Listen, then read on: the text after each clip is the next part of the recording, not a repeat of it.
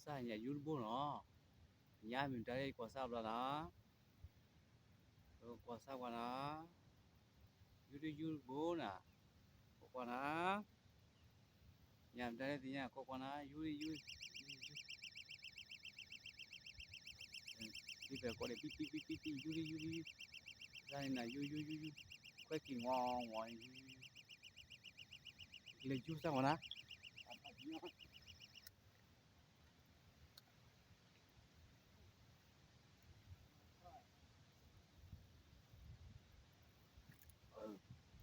sao bữa đấy thì nhau nó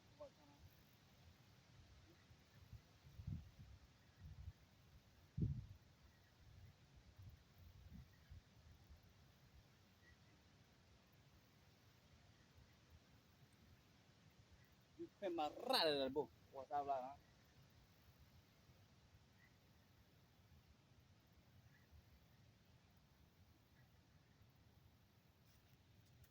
quả sao nó cái đầu này qua đây yul quên kỳ cha răng qua rồi vòng qua ui cái thịt đưa ra sao yul quên utlong cro quả sao nó nhảm tràn bữa đấy à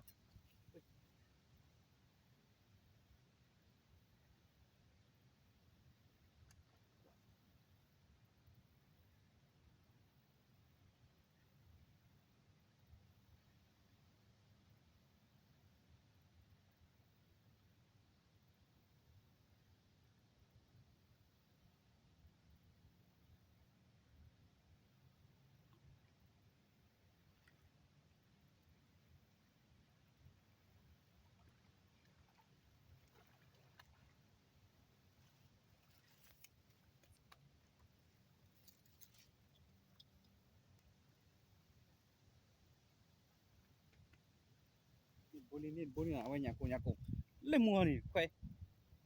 quả đó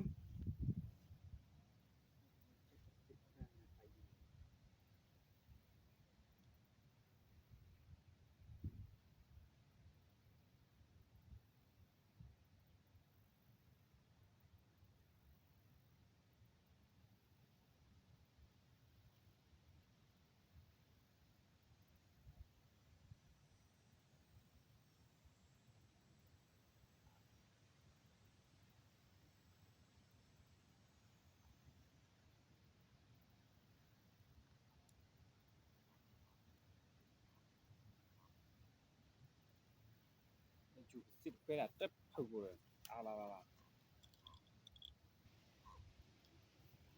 này này nhà cổ tôi này cái lên mua này ôi nhà cô à học quả là sư mình nha đó quả sao đó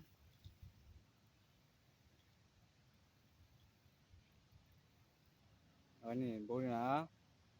học quả là sư mình nha đó và quả trai quê quả con mình là quả bà mình quá quả con chi là quả bà chi khi đó mình chia khi lắm tầm đó coi về tụ về ta đến đi vào đây chiu cái khẩu cái là chiu cái khẩu cái năng lực đi đó cái là si phá đủ phá thọ cái là bên nạc là này cái alon qua pha cái đó nè cho nên là có quả là sum ya cho đó lý đi hết của cái nào này thì hu chi kỳ ba hay ta ở đây nào mà chụp thôi gọi là chi là gì ở đây nhà con nhìn bố này nhìn bố là nhà cột bố đi nhà cụ nhìn bố là qua xa xưa mình nhà mình gác ra đẹp thì nhà mà nó